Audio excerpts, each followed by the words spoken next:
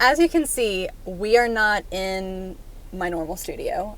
My husband and Bruce and I are on a road trip this week. We traveled to North Carolina to visit some family, and Bruce and I thought it would be great to wait to record this week's episode so we could do it on the water. We could record at the beach, but we overlooked one minor detail, and that was the weather report. So as you can see, we made it to the water, but it's really wet outside. So we are going to take a posture of peace today. If you are watching, totally vlog style, and we're just going to go with the flow today. Posture is a short, audible fist bump to remind you God is with you in everything. Together, we're going to be emboldened to take a daily posture of perfect peace. In keeping with this road trip theme, I've got my digital Bible and notes here, and I'm going to be reading today from Psalm 34, verses 1 through 5. It says, "I will bless the Lord at all times. His praise will always be on my lips. I will glory in the Lord. Let the afflicted hear and rejoice. Glorify the Lord with me. Let us exalt his name together. I sought the Lord, and he answered me, and he delivered me from all of my fears. Those who look to him are radiant, and their faces are never covered with shame." Now, David wrote these words in the middle of crisis and betrayal. Saul was out to kill him. David was on the run for his life. And even this happened even after all God had promised David. This happened after David killed Goliath, after there was victory.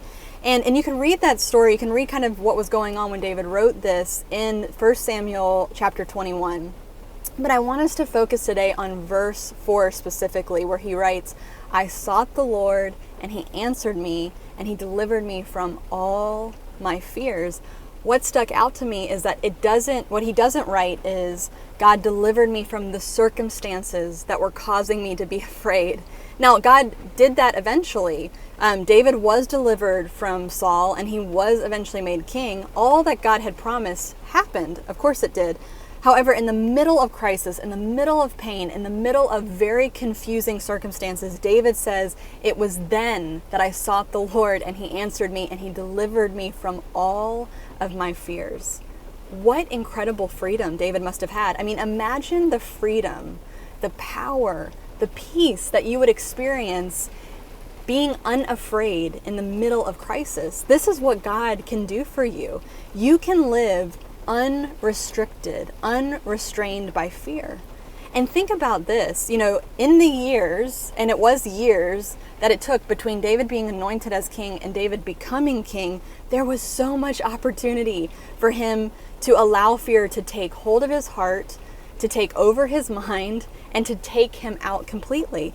But the Lord delivered David from all of his fears, so that when David faced the caves, when David faced the threats and the dangers, when David faced the injustices, when he faced the battles, when he faced failure, when he faced loss, when he faced any circumstance that did not align with what God had promised him, David was still able to move forward because he was unrestrained by fear.